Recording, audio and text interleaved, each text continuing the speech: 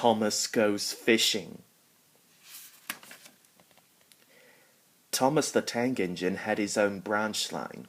It was his reward for helping James the Red Engine.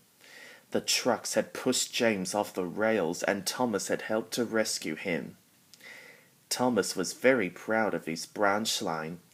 Every day he puffed up and down with his two coaches, Annie and Clarabelle.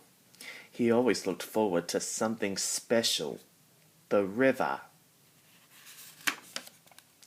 As he rumbled over the bridge, he would see people fishing down below. He often wanted to stay and watch, but his driver always said, "No." What would the Fat Controller say if we were late? Thomas still thought it would be lovely to stop by the river and do some fishing. Every time Thomas met another engine, he would say, "I want to fish." But they all gave the same answer. "Engines don't go fishing." And that's just what James said as he passed Thomas that day. One day, Thomas stopped as usual to take in water at the station by the river. Then he saw a large painted notice. It read, "Out of order." Thomas was very thirsty. The driver had an idea. They could get water from the river. They found a bucket and some rope and went to the bridge. Then the driver let the bucket down into the water. The bucket was old and had 5 holes, so they have to fill it, pull it up, and empty it into Thomas's tank as quickly as they could, again and again. At last they were finished. That's good, puffed Thomas as he started off again, with Annie and Clarabelle running happily behind. They puffed along the valley until suddenly Thomas began to feel a pain in his boiler. Steam began to hiss from his safety valve in an alarming way. "There's too much steam," said his driver.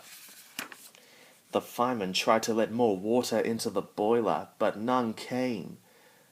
"Oh dear," groaned Thomas. I'm going to burst. They dampened down his fire and he struggled on. I've got such a pain, Thomas hissed.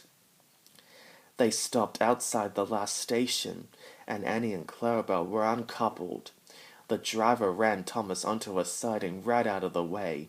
He was still hissing fit to burst. Then the guard telephoned for an engine inspector, and the driver found 2 notices. They were written in large letters and read, "Danger! Keep away!" Soon the inspector and the Fat Controller arrived. "Cheer up, Thomas," they said. "We'll soon put you right." The driver told them what had happened. The engine inspector thought that the trouble must be in the feed pipe. The inspector climbed up to have a look. He peered in and then came down. "Excuse me, sir," he said. "Please look in the tank and tell me what you see." So the Fat Controller clambered up, looked in, and nearly fell off in surprise. "Inspector," he whispered, "can you see fish?" "Gracious goodness me, how did the fish get there, driver?" asked the inspector. "We must have fished them out of the river with our buckets," said Thomas's driver. "Well, Thomas, so you and your driver have been fishing. But fish don't suit you. We must get them out," said the Fat Controller.